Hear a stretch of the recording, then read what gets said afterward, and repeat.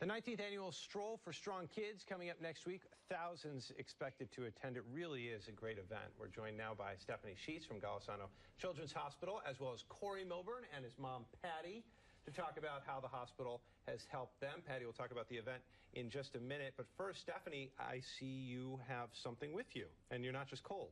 No, not just cold today. Well, actually, did you want to speak first, Stephanie, in terms of the event? Oh, excuse me. I apologize. That's okay.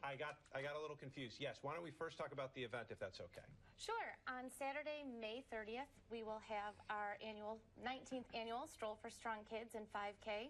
The 5K starts at 8:30 in the morning. The stroll starts at 10:30.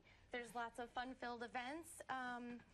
Abbott's is our presenting sponsor, and there'll be Abbott's at the end of the stroll as well. And we would love for people to register, to come out, givetokids.urmc/stroll. Very nice. All right, so now that I have it all straightened out, Stephanie, Yep. what is on your lap?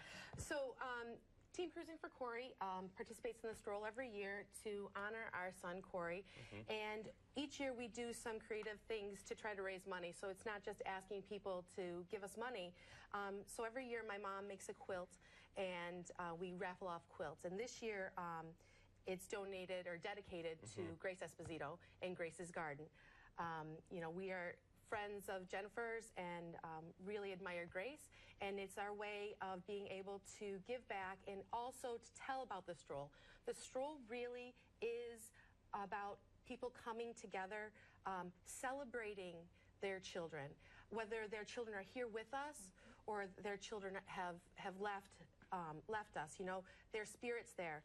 The day that we walk for the stroll was the day we were told Cory wasn't going to make it 7 years ago.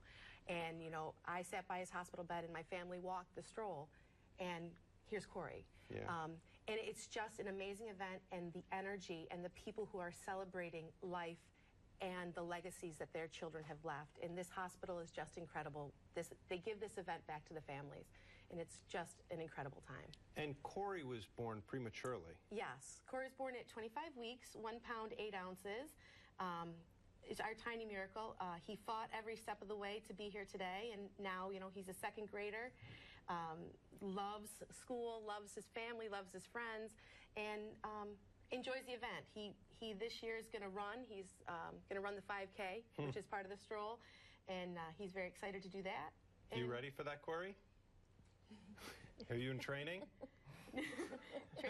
training for the big race, Cor? So have you been to the event before, Cory? What do you like about it? What are some of the fun things for kids to do that day? Are there bounce houses and... Yes. Bounce houses and the race, and he's a man of few words. Yeah, hey, it's all good, but it's what he's going to be doing, running the 5K. That's got to be pretty emotional to see someone who has made it through such an amazing transition from being on the brink to being where he is today. And when we talk about Golisano, you see those miracles all the time. Absolutely. I often say when you're at the stroll, each t-shirt tells a story.